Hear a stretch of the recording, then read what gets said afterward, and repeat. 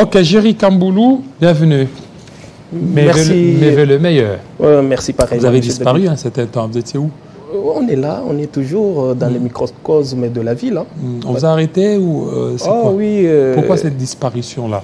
Bon, en fait, c'était un bémol, un souci dans le cadre d'un dossier où un véreux s'était disposé à mettre la main sur moi. Et malheureusement, pour des raisons cupides, mais tout de suite après, le procureur général de Kinshasa Matete a classé les dossiers sans suite. Et on vous a libéré? Bon, c'était juste 8 heures du temps et voilà, ça n'a pas pris beaucoup de temps, mais seulement ma liberté était restreinte et en violation de la Constitution. C'était dans le cadre de mon travail d'avocat et ce magistrat, malheureusement, il avait des appétits égoïstes et cupides et quand le PG a vérifié le dossier, il l'a fermé sur le banc.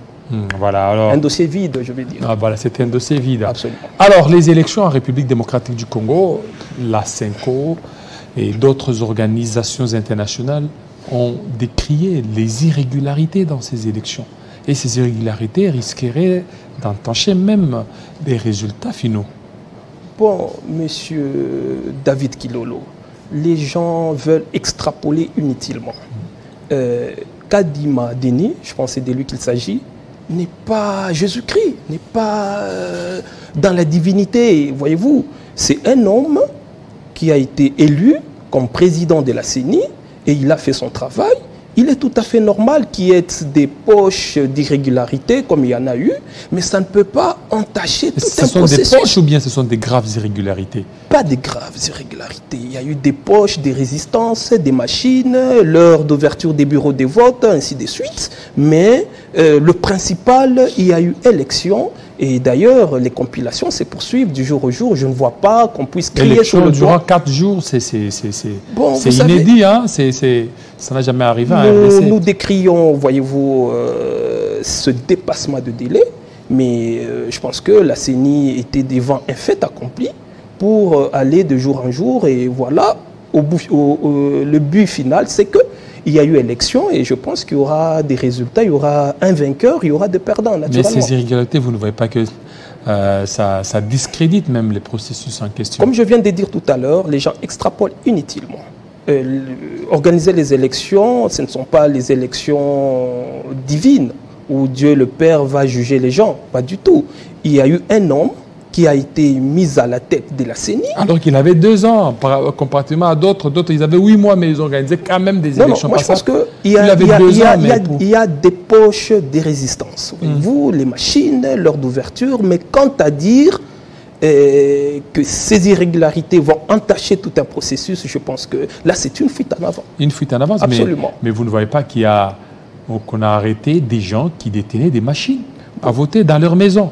Il y a toute une architecture judiciaire dans ce pays. Si on a réellement arrêté toutes ces personnes dont vous parlez, il faut saisir les causes des tribunaux. Mais vous connaissez un adage en droit qui dit la fraude corrompt tout. Fraus omnia corrompit, monsieur David, pour essayer de mettre de l'eau dans la bouche. C'est ce que je dis. S'il y a eu des gens avec qui, qu'on a dans leur maison, comme vous dites là, on a trouvé des machines à voter, qu'on saisisse le procureur.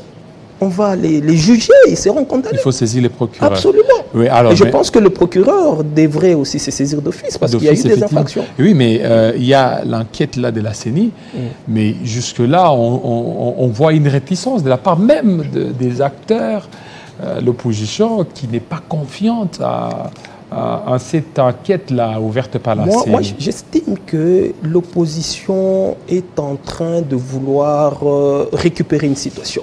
Vous savez, elle n'était pas prête à compétir. L'opposition? Absolument. Comment elle n'était pas prête? Mais on a vu une opposition qui a circulé sur l'ensemble du territoire national. C'est des gens qui cherchaient de dialogue, ils voulaient des négociations. Katumbi était partout. Mais non, même alors, quand il était en campagne électorale, on a vu l'homme n'a pas pu convaincre la population. Il a utilisé des jargons footballistiques au lieu de donner un programme clair une fois élu. Alors qui a donné le programme clair? Bon, mais nous avons un bilan déjà. Nous avons un bilan et le chef de l'État, le candidat sortant, a démontré tout ce qu'il a fait en 2 ans parce que vous n'allez pas oublier qu'il y a eu la Covid-19, il y a eu nos amis du FCC qui voulaient tout bloquer, et c'est en 2 ans que Tshisekedi a sorti le pays des sentiers battus, voyez-vous. Alors, avec cette nouvelle mandature, parce que je crois au regard des prouesses, au regard de l'engouement, n'est-ce pas, de la population, nous allons gagner ces élections et nous allons poursuivre. Le secrétaire général du parti UDPS parlait avant même les élections, non, les scores, ça doit être le score de 80%. Avant même les élections. Et déjà, c'est ce qu'on est en train de voir. Est-ce que vous ne voyez pas que c'était déjà boutiqué en avance? Non, moi je pense que c'est un animal politique qui s'y connaît. C'est quelqu'un qui... Et c'est ce que même Kabound disait quand il était, avant qu'il ne soit en prison, il dit que non, c'est ce qui était préparé, un score à la stalinienne, avec plus de 350 députés qui doivent être... C'est ce que je dis. Tout parti politique... quand il s'engage dans un processus électoral, c'est pour gagner tous les sièges. Je ne vois pas un parti politique aller en aventurier. Voyez-vous, moi je pense que le secrétaire général Kabouya avait raison de dire que nous allons tout gagner. Et voilà, il y a eu des gens qui ont passé du temps à croire à un chaos, l'article, je ne sais pas moi, 64, au lieu de préparer les bases, au lieu de préparer les témoins, au lieu d'affûter leurs armes. Ils ont passé des temps inutilement à croire à un dialogue, à l'hécatombe. Voilà, aujourd'hui, c'est comme un élève qui n'a pas eu le temps de lire ses notes, et le jour de l'interrogation, c'est des tricheries, c'est vouloir assez qu'on reprenne les interrogations ou je ne sais pas moi la session. Donc ce sont des gens qui ont passé du temps. Et puis regardez même le score, ça c'est un score insolent. Un score de 80, le deuxième n'a que 15 à peine. Mais écoutez, c'est très insolent ça. David Kilolo, vous êtes un homme intelligent, je vous suis, raison pour laquelle j'ai toujours préféré passer ici chez vous, parce que non seulement on est suivi, et puis le débat est équilibré. Le candidat de l'opposition, qui serait le challenger du candidat président de la République, Félix Tshisekedi Antoine, il a passé tout son temps à utiliser des jargons footballistiques au lieu de parler de son programme. Il devait éclairer sur ce qu'il devra faire dans les 5 ans. Mais il a parlé. Pas du tout, c'était une déception. Il a dit qu'il allait mettre de l'électricité, qu'il allait donner de l'emploi aux jeunes, et le peuple, qu'il allait mettre de l'eau et tout ça. Et le peuple le suivant. Mais c'est ça le discours. Pas du tout. Et le peuple le suivait et pensait justement être en face de quelqu'un qui n'a pas un programme réel pour changer ce pays. Tout ça compte. Et d'ailleurs, il n'est pas passé tout au long de sa campagne, il n'a pas été dans toutes les provinces. Et c'est de voix perdues. Oui, mais vous voulez qu'il aille dans une province qui lui est hostile? Pas du tout. C'était hostile. Non, moi je dans cette province, ils ont refusé qu'il y ait notre candidat par le président Félix Tshisekedi. Non, pas du tout. Peut-être qu'il y a des soucis en amont, là, je ne sais pas. Mais c'est le seul qui a beaucoup subi, non? Les attaques... Peut-être qu'il a eu des soucis avec ce peuple en amont. Non, les attaques au niveau de Moanda, les attaques presque partout là, donc ça n'a pas été facile pour lui. Non, moi je pense qu'il devait sillonner tous les pays. Mais voilà, il a grignoté ses propres voix. Donc moi je pense que l'opposition ne peut pas venir ici, non, ça c'est...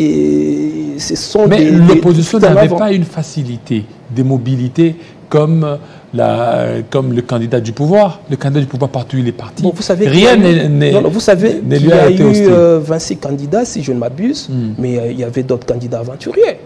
Excusez-moi le terme, je ne pense pas que je vais choquer des cœurs sensibles. Je donne par exemple Théodore Ngoï, maître Théodore Ngoï, je lui dois du respect, c'est un avocat. Aucune banderole dans la ville, disons à Kinshasa.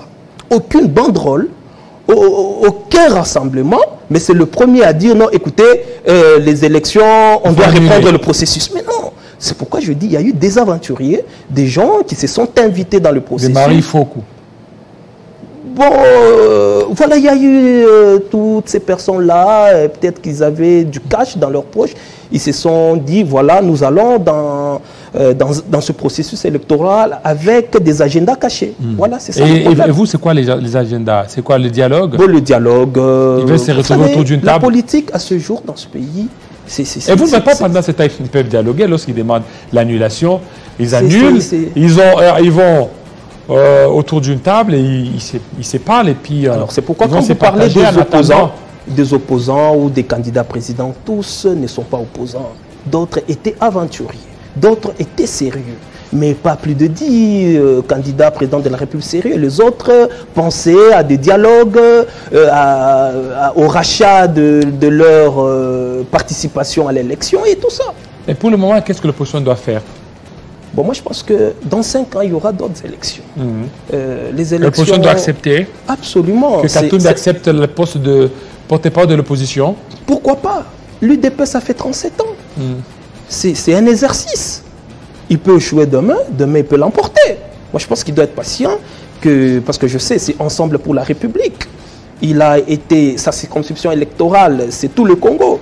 Mais quand il faille revendiquer quoi que ce soit, l'annulation, il parle, les Katangais, venez m'aider à protester. C'est quoi ça? Non, ça, cet esprit... Ça, ce sont des propos qui ont été pris hors contexte, non? Non, écoutez, moi je pense qu'on doit bannir certains comportements, notamment le tribalisme, mais ce n'est pas sérieux.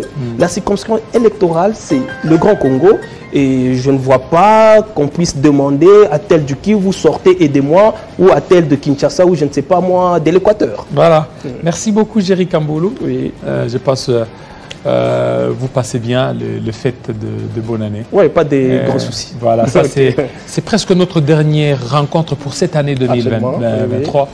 Peut-être on va se rencontrer en 2024. Dieu voulant. Dieu voulant. Okay, merci fidèles téléspectateurs, vous avez été très nombreux à nous suivre durant cette année 2023 dans cette tranche Kinshasa direct. Merci énormément. Restez branchés sur Télé 50. Merci à Jean-Marie Kassamba ainsi que tous les staffs.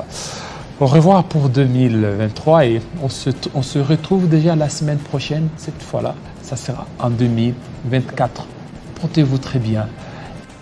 Et à tout, surtout à vous, fidèles téléspectatrices et téléspectateurs.